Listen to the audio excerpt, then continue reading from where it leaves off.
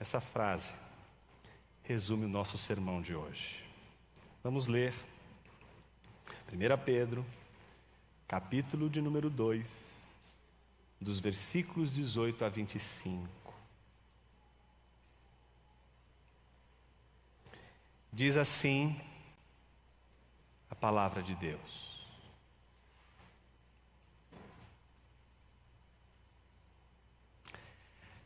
servos, sujeitai-vos com todo o temor aos vossos senhores, não somente aos bons e gentis, mas também aos maus.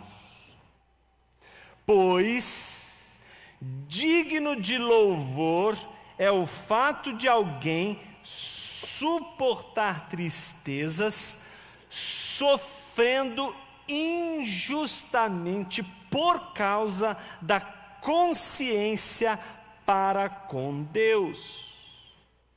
Pois que mérito há em ter de suportar sofrimento, se cometeis pecado e sois esbofeteados por isso? Mas se suportais sofrimento quando fazeis o bem, isso é digno de louvor diante de Deus. Para isso fostes chamados, pois Cristo também sofreu por vós, deixando-vos exemplo para que sigais os seus passos. Ele não cometeu pecado, nem engano algum foi achado na sua boca. Ao ser insultado, não retribuía o insulto. Quando sofria, não ameaçava, mas entregava-se àquele que julga com justiça. Ele mesmo levou nossos pecados em seu corpo sobre o madeiro, para que, mortos para os pecados, pudéssemos viver para a justiça. Pelas suas feridas fostes sarados, porque vivieis como ovelhas desgarradas, mas agora retornastes ao pastor e bispo da vossa alma. Oremos. Ó Supremo Pastor, bispo das nossas almas, tem misericórdia e nos dá a porção da Tua palavra para que o nosso coração seja alimentado. Somos famintos de Ti e da Tua palavra. Nos alimenta nesta manhã. Assim oramos, pela luz do Teu Espírito e no nome de Jesus Cristo, Teu Filho. Amém. No último sermão, nós consideramos o que Jesus é, Senhor de tudo. No sermão de hoje, consideraremos, diante das questões éticas e diante da cidadania destes que são peregrinos em terra estranha, não o Jesus Senhor, mas o Jesus servo, escravo.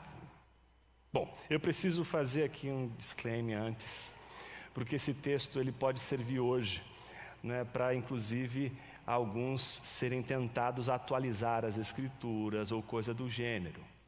Esse texto, em primeiro lugar, não é um aval para você defender a escravidão nos dias de hoje, ponto. Não defendemos leituras literais das Escrituras. Leituras literais das Escrituras, elas são perigosas, porque elas não levam em consideração o fato de que a própria Bíblia trabalha com o texto bíblico à luz do seu contexto. Não se interpreta absolutamente nada na vida sem contexto. Contexto é tudo. Dependendo do contexto, manga pode ser a fruta, manga pode ser o pedaço de uma roupa, pode ser o nome de um pastor. Tudo depende de contexto. E os contextos mudam, os contextos alteram o universo à nossa volta. Mas o que deve permanecer inabalável, infalível, inerrante é a palavra de Deus. Boa parte das pessoas que interpretam a Bíblia hoje se prendem nas questiúnculas, aquelas questões que parecem ser essenciais, mas não são essenciais. Sem dúvida, é interessante saber se Adão tinha umbigo ou não. Que do ponto de vista estético, talvez você olhar um homem sem umbigo seja uma coisa bastante estranha.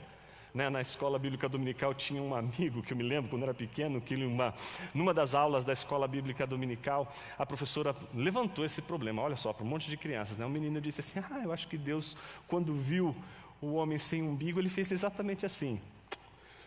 Garotão, aí fez o buraco ali só para não ficar esteticamente horroroso. Eu sei que essa é uma pergunta absolutamente sem a menor importância, mas é uma pergunta. E as pessoas gostam de fazer perguntas sem a menor importância. Fazemos as perguntas mais esdrúxulas, as perguntas mais incríveis, sobre os aspectos menos importantes do texto. E é isso que sempre nos desvia na interpretação da Bíblia. Sempre acabamos nos perdendo em alguns detalhes, quando estes detalhes que têm a sua importância naquele contexto, naquela época, porque naquele contexto, naquela época, se vivia de um jeito. E a gente perde a noção de distanciamento temporal, social, histórico. Não dá para comparar a escravidão daquela época com a escravidão horrorosa que vivemos na nossa história mais recente. Mas ao mesmo tempo não dá para justificar aquela escravidão, não dá para defender aquela escravidão. É óbvio que qualquer pessoa com bom senso vai ler as Escrituras e saber que a própria Escritura, o próprio Evangelho já contém em si a mensagem de liberdade de toda a escravidão, que o Evangelho em si já é uma crítica de toda a escravidão, de que Cristo é o mensageiro da liberdade, o mensageiro da libertação. Mas às vezes a gente pode se perder focando nos pontos que não são essenciais. E o pior, transformando os pontos que não são essenciais como se fossem essenciais. Por exemplo, as pessoas quando leem essa passagem acham que o ponto forte, o ponto mais importante é o ponto da relação entre senhor e servo. Quando o ponto mais importante dessa passagem, que é o que a gente vai defender hoje, continua sendo Jesus Cristo, a autoridade máxima para todo aquele que é cidadão dos céus e peregrino na terra. Só que agora, Jesus não nos aparece apenas como Senhor, mas agora Ele aparece identificado com o escravo. Às vezes a gente pode se perder numa questão em que o próprio Cristo está sendo identificado como um escravo, como é o texto que nós acabamos de ler. Mas não apenas isso. Cristo é identificado como o escravo sofredor, não como o escravo que naquela época poderia ser muito bem tratado pelo seu senhor, que poderia ter amplas regalias e poderia ter autonomia para inclusive dirigir os negócios do seu senhor, que poderia muito bem viver bem naquele contexto. Não, Jesus está se identificando com aqueles que são escravos e padecem, aqueles que são escravos e sofrem, aqueles que sendo escravos sofrem injustiças. Como lidar com o sofrimento decorrente das injustiças? Ao redor de toda a discussão em torno do sofrimento por causa da injustiça, existe uma outra experiência humana, demasiadamente humana, que é a vingança. Como é gostoso se vingar, não?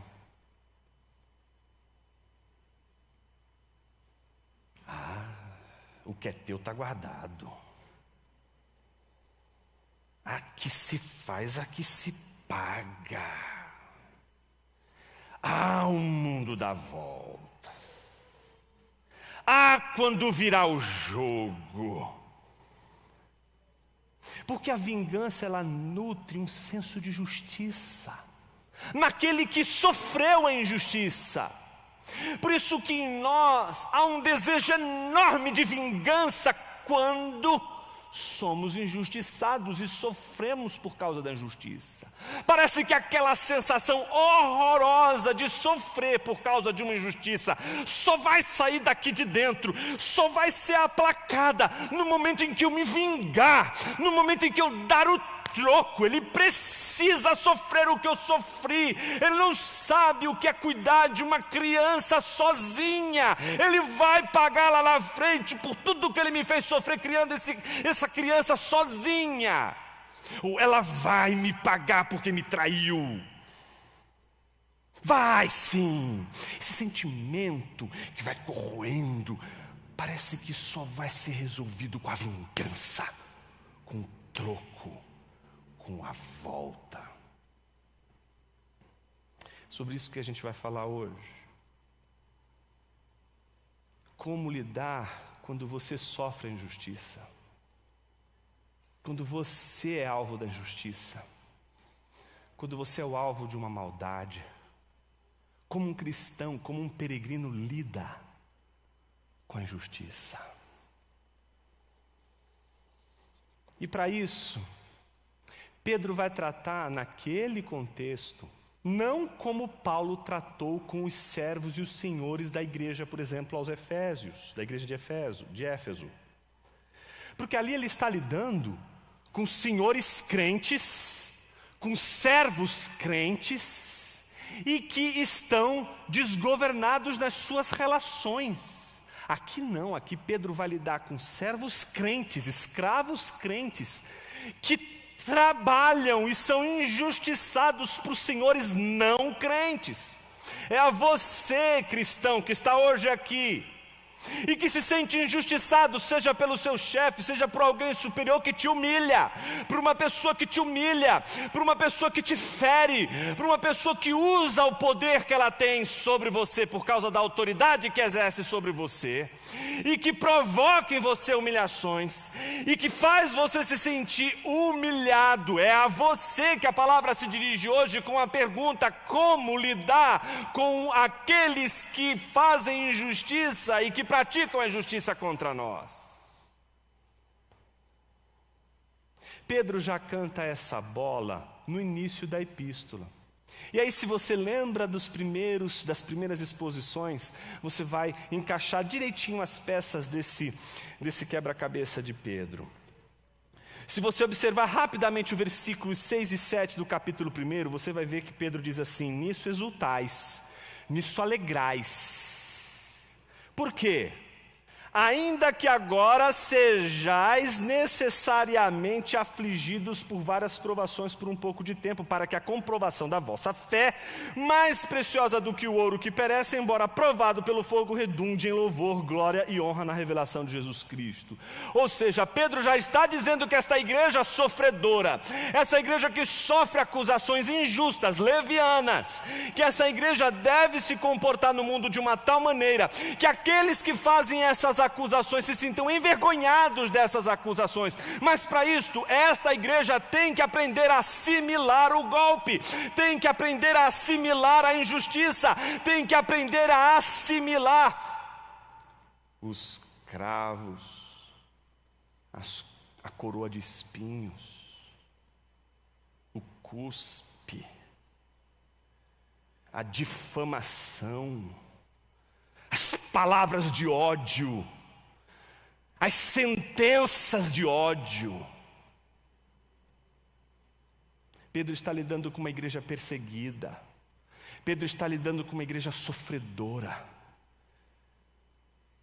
E nesta sessão dedicada à ética, Pedro começa em primeiro lugar agora se dirigindo especialmente aos servos, dizendo a eles que eles devem se comportar de uma maneira tal que os diferencie de todos os outros servos que não têm um Senhor chamado Cristo. O texto, ele apresenta duas razões pelas quais os cristãos, estes e nós, quando sofrem injustiças, quais seriam as razões para imitar a atitude de Jesus? Duas são as razões pelas quais Pedro ensina essa igreja a imitar a Jesus quando elas estão sofrendo perseguição e injustiça. Duas razões. O problema se apresenta no versículo 18. Servos, sujeitai-vos com todo temor aos vossos senhores, não somente aos bons e gentis, mas também aos maus. O problema começa aqui. Quando Pedro diz que os servos deveriam se submeter tanto aos bons como aos maus. É como se nós estivéssemos num jogo em que, se ele me trata bem, eu trato bem. Se ele me trata mal, eu trato mal. Pedro está quebrando essa lógica, dizendo: não importa se a pessoa te trata mal, não importa se a pessoa te trata bem, você deve se submeter a este Senhor. Alguém poderia perguntar: mas por quê? Por quê? E hoje a gente teria muitos argumentos. Alguns argumentos são tão poderosos e, mais uma vez, eles usam esse texto ou para justificar a violência ou para justificar o agressor, quando na verdade esse texto não está dizendo e não está servindo de base para que você assimile a violência que é feita contra você sem que você possa se reagir. Não, este texto não é uma defesa de que cristãos são pacificadores no sentido de serem pacifistas, no sentido de serem gente que não reage à violência que lhe é feita.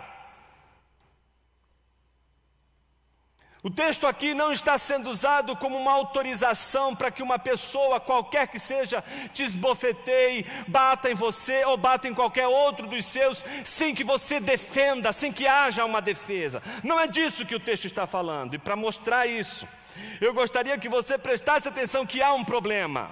O primeiro problema é: submeta-se ao seu Senhor, não importa quem ele seja. Ele pode ser ímpio, pode ser crente, não importa quem ele seja, submeta-se. Imagine que você e eu, meio rebeldes, ouça o que Jesus diz através de Pedro, através da sua palavra, e diz assim: por quê? Por quê? Ele me faz tanta coisa ruim, por que eu deveria honrá-lo? Por que eu deveria honrar aquele que me faz tão mal? Então Pedro vai oferecer duas razões para a gente. A primeira razão vai do versículo 19 ao versículo 21a. Ele diz: pois digno de louvor é o fato de alguém suportar tristezas, sofrendo injustamente por causa da consciência para com Deus. Pois que mérito há em ter de suportar sofrimento, se cometeis pecado e sois esbofeteados por isso? Mas se suportar sofrimento quando fazeis o bem, isso é digno de louvor diante de Deus. Para isso fostes chamados. Então imagine o que Pedro está dizendo. Está dizendo o seguinte: todas as vezes que você estiver diante de um mau senhor e ele te fizer um mal, o que ele está dizendo é: sofra. Sofra. Suporte o sofrimento. Para a gente pode não fazer muito sentido hoje, mas para aquele contexto, principalmente da Ásia proconsular, amplamente tomada, sobretudo pelo pensamento estoico, suportar o sofrimento significa muita coisa, sim. Os estoicos, que eram aqueles que defendiam a grande filosofia do contexto simples, sobretudo imperial, romano, defendiam que uma pessoa virtuosa é uma pessoa que é capaz de suportar os sofrimentos. Ela não é apenas alguém que manifesta a virtude da coragem, não tendo medo. Entende que a coragem não é só não ter medo e enfrentar os seus algozes, mas ao mesmo tempo, coragem é suportar a dor. É aguentar a dor, não permitir que a dor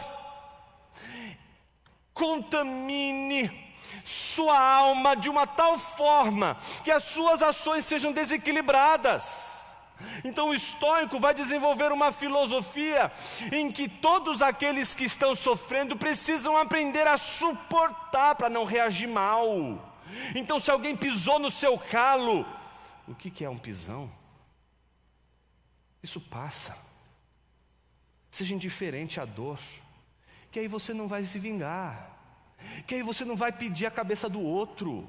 Porque aí você não vai enfrentar uma escalada da violência baseada na vingança. A vingança, o sentimento de ira, de vingança, de olhar para o outro e dizer, agora vai chegar a minha vez de dar o troco, só te inflama a alma e faz você perder o foco na vida. E tem pessoas que perdem o foco na vida, elas perdem aquilo que elas precisam fazer, e elas são dominadas pelo ódio, pela vingança, de uma tal maneira que elas vão viver em função da vingança, vão viver em função de vingar aquilo que elas sofreram, e elas só vão ter paz quando elas se vingarem contra aquele que fez mal a elas. Então o estoico está dizendo o seguinte: suporte o sofrimento para que você não caia nessa cilada de ser escravo dessa vingança. A vingança vai destruir você, esse sentimento de vingança vai destruir seu coração, sua alma. Então o estoico dizia, suporte o sofrimento.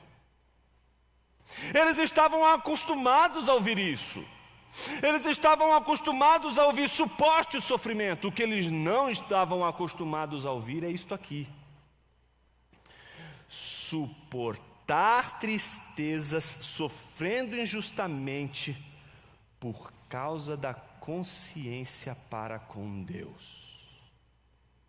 Não, meus irmãos, não suportamos aquilo, o sofrimento, a traição, aquilo que o outro nos fez de ruim, porque somos pessoas equilibradas e não queremos ser dominados pelo ódio.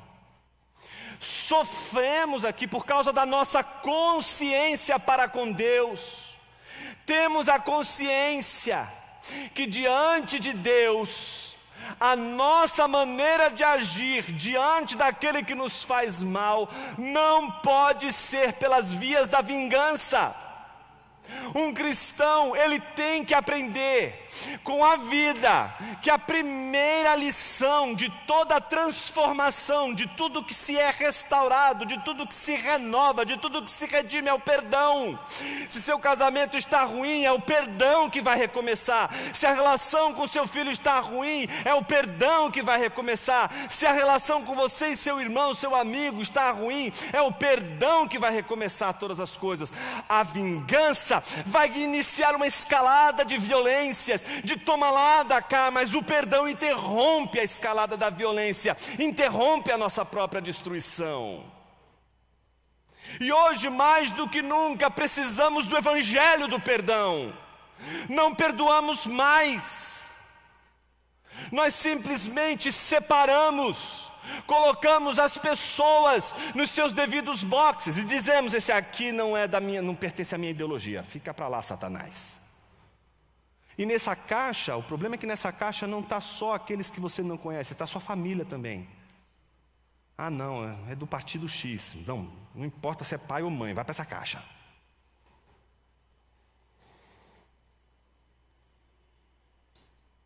A primeira razão diz respeito ao fato de que suportamos o sofrimento porque é digno de louvor suportar o sofrimento por causa da nossa consciência para com Deus.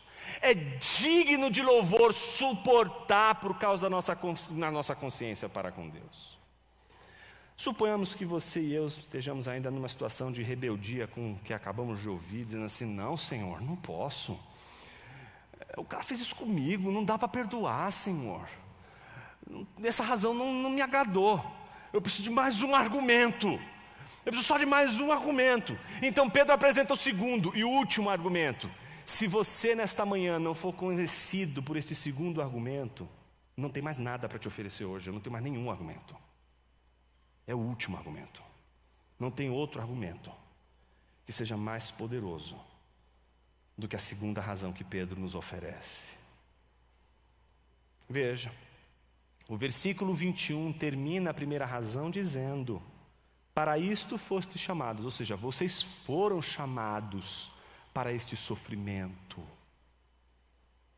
E vocês devem ter essa consciência de que é digno de louvor aquele que suporta o sofrimento por causa da consciência para com Deus.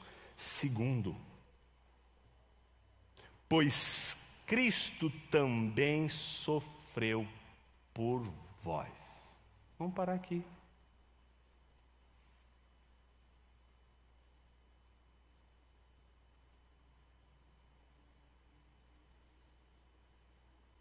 Você feriu a Deus com seus pecados, com a corrupção do seu coração, com as inúmeras maldades. Ferimos a Deus, se não por palavras, por pensamentos.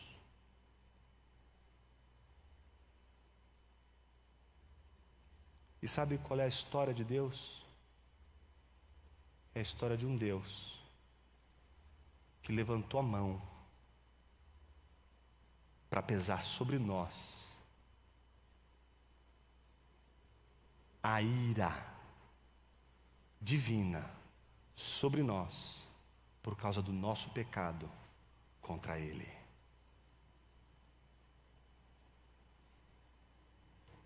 A nossa história com Deus não começa quando você disse: eu te perdoo, Senhor. Porque afinal de contas, que vida é essa que o Senhor me deu, né? Eu vou ter que, né? Bem, perdoo. Não começou assim. Nossa vida com Deus começou quando nós, os agressores, quando nós, aqueles que agridem, os violentos, quando nós, que agredimos ao Senhor, fomos por Ele perdoados. Se você não tiver nenhum apreço pelo perdão de Deus, você ainda não conhece a verdadeira graça que salva o homem do pecado. A única coisa que vai fazer você dobrar os joelhos quando você não quer, que vai fazer você perdoar quando você não quer perdoar, a única coisa que vai fazer você dobrar os joelhos é o apreço que você tem pelo perdão de Deus a nós, dado por meio de Jesus. Então, o segundo argumento de Pedro é muito forte. Pedro diz: para isso fostes chamados, pois Cristo também sofreu por vós. Veja, deixando-vos exemplo para que sigais os seus passos. Ou seja, deixando um modelo, deixando um exemplo. E qual é o exemplo que Jesus nos deixou? Um duplo exemplo. O exemplo do Cordeiro Pascal e o exemplo do bode expiatório. O exemplo daquele que morre para salvar os seus, morre para salvar alguém, se sacrifica para salvar um povo e assimila a violência daqueles que não amam ao Senhor, assimila a violência daqueles que não temem ao Senhor, assimila a violência daqueles que não amam ao Senhor e não temem ao Senhor. Cristo é o Cordeiro Pascal, Cristo é o bode expiatório. Cristo é aquele que morre para salvar os seus, mas Cristo é aquele que canaliza para si mesmo a violência coletiva. Quando todos estão enredados em violência, quando todos estão tomados pela violência, Jesus é o ímã que atrai sobre si todas as nossas maldades. Todas as nossas maldades são levadas por Cristo Jesus até o madeiro. Ele é o ímã que nos atrai a Deus, porque Ele nos atrai em primeiro lugar por causa de nossos pecados. Se você não sabe o que significa o perdão de Deus, você não sabe ainda quem é Jesus Cristo. Ele não é uma pessoa que faz caridades. Ele não é uma espécie de ser que diz assim, não é? Você esfrega a lâmpada, ele aparece, diz: pois não, você tem desejos hoje. Qual é a sua oração de hoje? O que você quer que eu faça por você hoje? Quando a gente descobre que a natureza da obra de Cristo está ligada ao perdão, que toda a cristologia, ela é fundada no perdão divino. Não tem, meus irmãos, como a gente olhar para nós mesmos e justificar nosso ódio pelo outro. Então veja como Pedro apresenta? Em primeiro lugar, versículo 22, né? Como a gente imita ele? Ele não cometeu pecado nem engano algum, foi achado na sua boca. Ou seja, não fez nada de errado. Tá certo? Talvez seja esse o seu argumento. Mas o que eu fiz de errado? Não fiz nada de errado. Eu sou a pessoa lesada. Eu sou a pessoa ferida. Eu sou a pessoa que fui passada para trás. Eu sou a pessoa que foi deixada de lado. Eu que fui escanteado. Eu que fui traído. Eu que fui ferido. Eu que fui magoado. Eu que fui passado a perna. Jesus está dizendo, aqui a palavra de Deus está dizendo que Jesus foi isso. Não tinha pecado nenhum. Não fez nada. Mas o versículo 23 revela que ele foi insultado. Mesmo injustiçado, mesmo não tendo feito nada errado, ele é insultado. E qual é a reação dele àqueles que o insultam? A Bíblia diz logo em seguida, não retribuía o insulto. Não há uma lógica de retribuição, porque alguém poderia dizer o seguinte: a partir do momento em que essa pessoa passou a perna em mim, a partir do momento em que essa pessoa me traiu, a partir do momento em que essa pessoa me feriu, ela me deu a alma dela a mim, e ela está presa a mim de uma tal forma, que ela só vai se liberta de mim, quando eu purgar essa dor que está no meu peito, contra ela.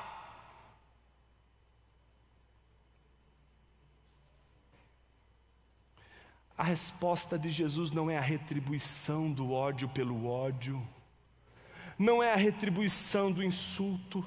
Veja como ele diz no versículo 23, quando sofria, mesmo injustamente, a Bíblia diz que não ameaçava, não ficava dizendo, você hoje foi o seu dia, mas amanhã será meu dia. Não, Jesus não lançava palavras dizendo, esse mundo vai dar voltas e quando eu estiver por cima, você vai comer o pão que o diabo amassou, um dia esse tabuleiro vai virar. Não, Jesus não faz ameaças. Jesus não diz, olha, você vai ter o que você merece um dia. Tudo o que a gente gosta de dizer naquele momento em que a gente foi ferido. A Bíblia diz que Jesus não retribuía, pelo contrário, mas entregava. Esse C aí, não é? Entregava, esse C não tem. É entregava. Entregava o quê? Tudo. Não tem nada, não tem reservas. Ele não está dizendo uma coisa, não está especificando algo. Ele está entregando, veja o que a Bíblia diz. Mas entregava àquele que julga com justiça. Porque às vezes não é você, às vezes a peleja é sobre uma coisa. Então não é só você que está em jogo. Às vezes o que está em jogo é um objeto que é seu. Você conquistou, te pertence, mas esse alguém furta de você.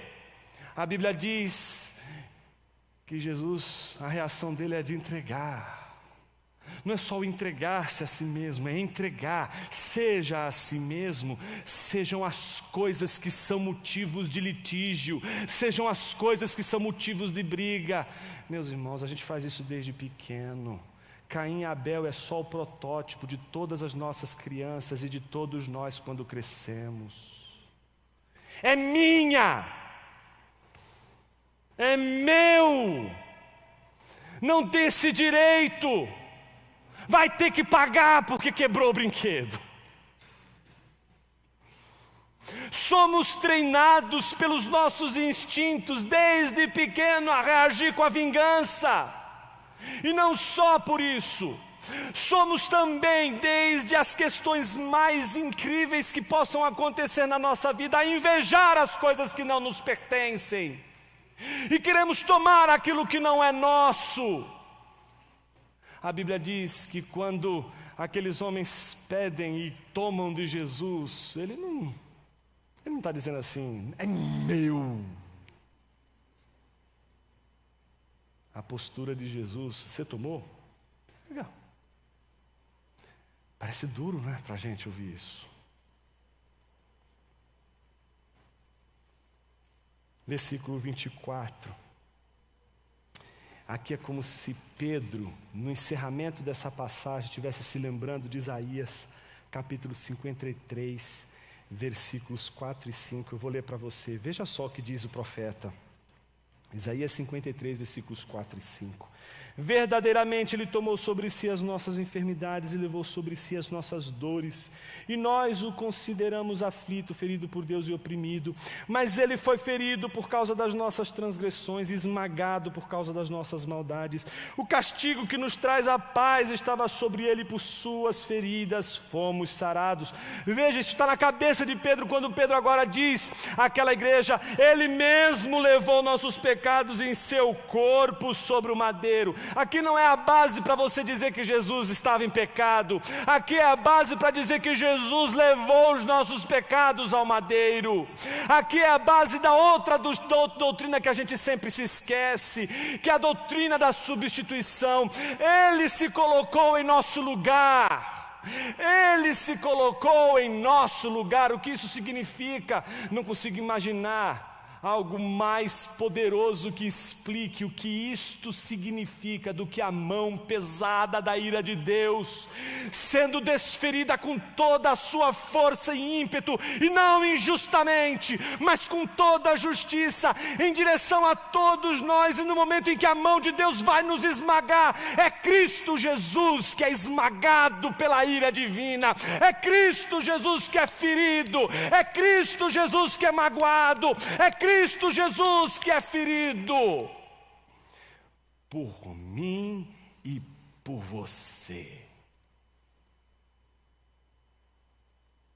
Ele mesmo levou nossos pecados em seu corpo sobre o madeiro que cabia a nós. Jesus recebeu, para que, mortos para os pecados, pudéssemos viver para a justiça. Pelas suas feridas fostes sarados. Pedro transforma, amplia todo o significado dessa passagem, que antes se restringe única e exclusivamente à questão da cura de uma doença, para uma cura da alma, do coração, das nossas emoções. Pedro está tratando com uma igreja que ainda não descobriu o poder do perdão, mas que acredita que a vingança é mais poderosa. O problema é que o perdão é sempre um prejuízo que você que perdoa vai levar. E é isso que a gente não quer. A gente não quer sair de uma peleja com prejuízo. Porque se a gente sai com prejuízo, a gente fica remoendo aquilo: eu vou dar o troco, eu preciso dar o troco. Mas o perdão é a consciência de que você vai assimilar o prejuízo. Talvez você, como eu, no final de tudo isso, conclua dizendo: Senhor, dura é esta palavra. Talvez, como eu, você esteja deste tamaninho, dizendo assim: Senhor, será que eu consigo? Será que eu posso? Então, o nosso sermão termina com sim, podemos. Porque Pedro, ao apresentar a segunda razão, ele não só nos apresenta, primeiro, que Jesus é o Cordeiro, que Jesus é o bode expiatório, mas que Jesus é o pastor. Olha que coisa bonita. Ele é a ovelha que, como todos aqueles que sofrem as injustiças, se identificam. Ovelha injustiçada se identifica com Jesus. Ovelha que se sente agredida porque foi ferida injustamente se identifica com Jesus. E quando a nossa alma ferida se identifica com Jesus, a gente ganha um pastor para a nossa alma. A gente ganha um pastor e um bispo Um bispo que não é como os presbíteros da sua igreja, que podem até esquecer de você, mas o bispo da tua alma, que é Jesus, que jamais esquecerá de você. Esse bispo que supervisiona você, esse bispo que está ali como alguém que está olhando de cima todo o seu rebanho, protegendo para que ele não seja ferido, para que nenhum lobo possa levar embora. Esse é o pastor que vai cuidar do seu rebanho. E por que ele vai cuidar do seu rebanho? Porque ele sabe o que é ser uma ovelha ferida, ele sabe o que é ser uma ovelha traída, ele sabe o que é ser uma ovelha vendida por prata, por dinheiro, ele sabe o que é ser uma ovelha que um dia alimentou uma multidão, mas que no dia seguinte pela mesma multidão era xingado. Ele sabe o que é ser abandonado pelos que estão perto, como por aqueles que estão longe.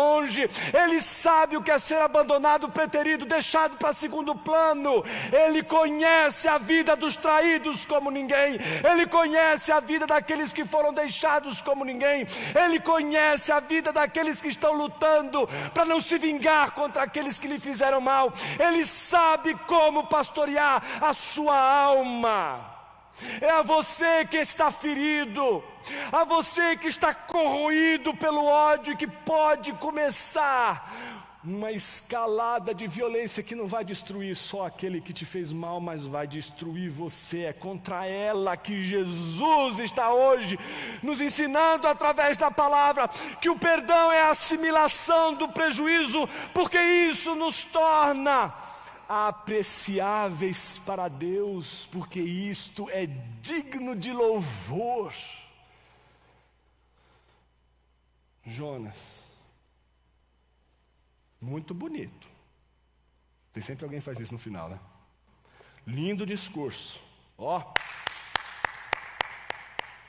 quero ver na prática. Eu não preciso mostrar para você na prática, Jesus já fez isso. E se o que Jesus fez na cruz não te é suficiente, como o teu coração está podre, como o teu coração já apodreceu, como o teu coração já está dominado pelo ódio e pela vingança.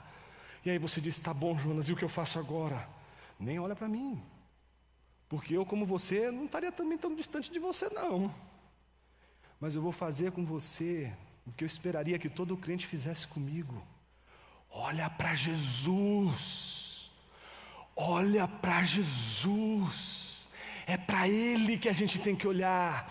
Ele é o nosso exemplo, Ele é o nosso modelo, é Ele que a gente tem que seguir, é Ele que a gente tem que copiar, é Ele que a gente tem que imitar. Quem é o seu modelo?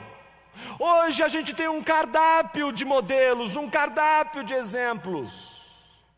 Mas a pergunta é: quem de nós vai olhar para Jesus e seguir o exemplo de Jesus? Se você quer se libertar do ódio que toma conta do seu coração, o único caminho é imitar a Jesus. Jonas, não é fácil. Eu sei, meu irmão. Eu sei, meu irmão. Mas sabe o que nos conforta, meu irmão? Sabe o que nos conforta, minha irmã? Ele sabe, porque ele também foi ovelha, porque ele também é servo, porque ele também sofreu como nós sofremos. Ele também recebeu um beijo, que não era um beijo de boas-vindas.